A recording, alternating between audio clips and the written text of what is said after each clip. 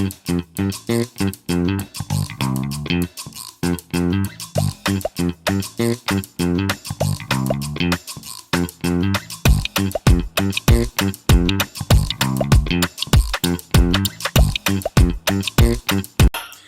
hi there, Loy from LoyMachedo.com. And who is Loy Machedo? Today the date is, what's the date?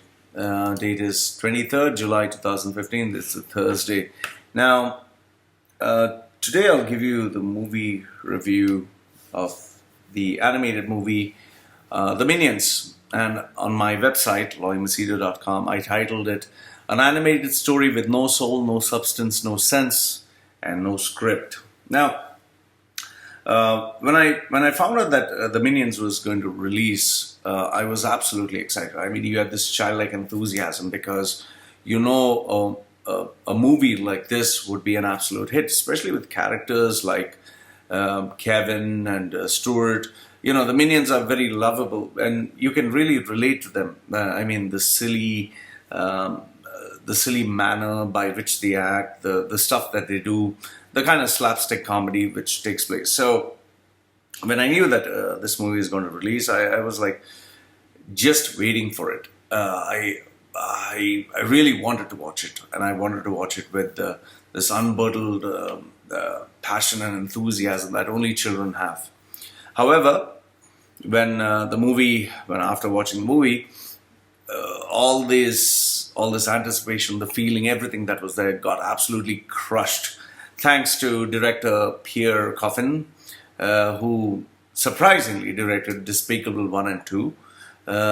He made a rookie mistake. And the mistake that he made was, number one, he teamed up with director Kyle Balda, who is the director for Dr. Seuss, The Lorax. And then he even agreed to have a script writer like Brian Lynch, who among the other great movies which he directed is Scary Movie 3 and Hop, which were box office disaster. The only worthwhile candidate which he directed was Puss in Boots. So the question that that comes to my head is, why in the world, just why in the world would a director allow two cartoon characters like these to influence a brand or recreate a brand like the Minions? Now, the storyline is it's just this. Now, this is a bit of a spoiler for those of you who don't want to lose the excitement.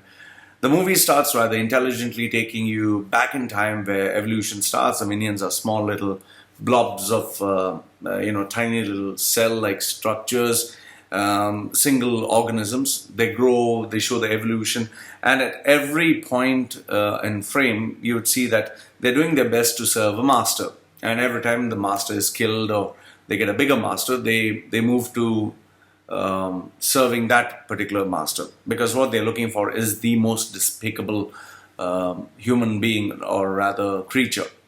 Finally they move into human beings, and that is where from the T-Rex they move to Napoleon, to Dracula, but somehow nobody survives.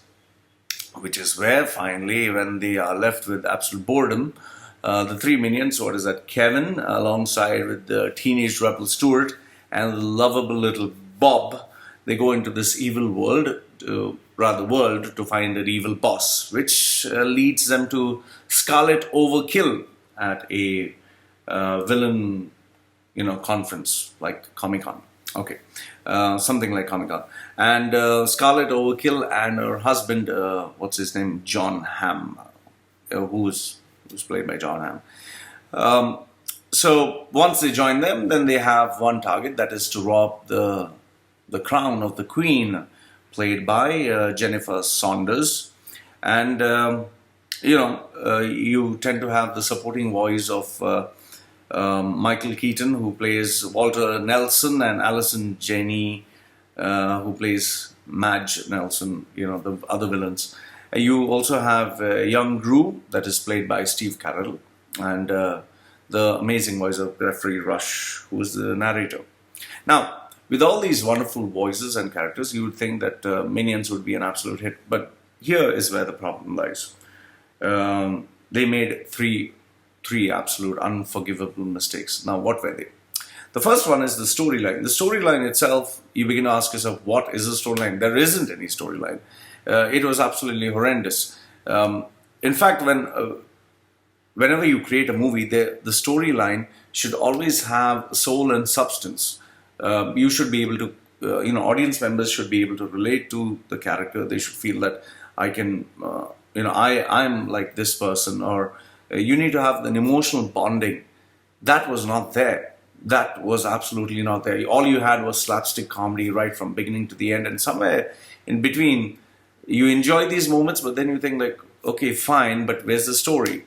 So the first one was the storyline. The second one is characterization, where in Despicable Me 1 and 2, you have the beautiful thing in that is you can either connect to Drew, or you can connect to the children.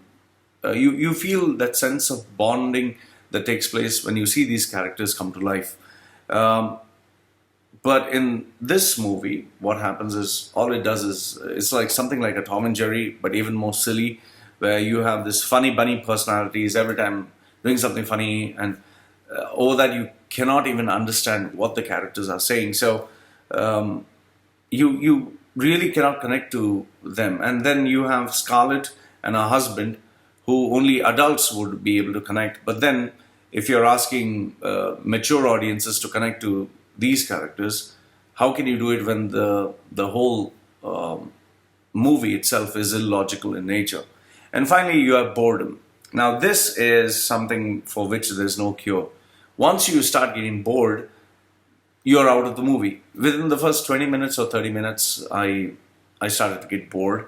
And then I would just ask myself, like, what's next? What's next? And even though I had a few laughs here and there, I was still like, oh, come on, man. So this was the absolute problem, these three factors. So the moment of truth, well, you have the director, just going back in time, I remember when Jobs came out, I think in the year 2013, you had, Ashton Kutcher, his name is, I think, Ashton Kutcher, yeah. He played Steve Jobs pretty well. He was really into the character, but then the story didn't do justice to it. And everyone screamed and cried out aloud that this was a once-in-a-lifetime opportunity that they wasted, especially director Joshua Michael Stern, who directed that movie. In the same way, Minions, I felt, was the same thing. You had an opportunity of a lifetime and you wasted it. So pretty unpardonable. You really can't forgive the guy for doing this. Where people are waiting with this passion and enthusiasm for a movie like The Minions to come out, you just destroy it.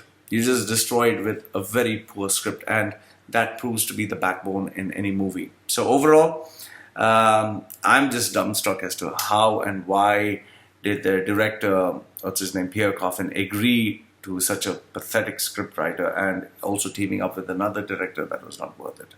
Overall, just like how the Minions are dumbstruck and confused every time the boss dies, I think audience members, especially me, I was pretty dumbstruck and confused as to why did you make such a mistake. So I give this movie, sadly, a 4 out of 10, and trust me, don't watch it, especially in 3D. Don't waste your money.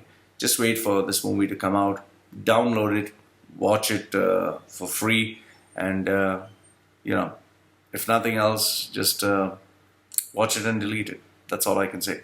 Loy from LoyMachedo.com, and who's Loy Machedo? I think I need my coffee. So, saying goodbye for now. Let me know what you think. Would love to hear your views. Goodbye.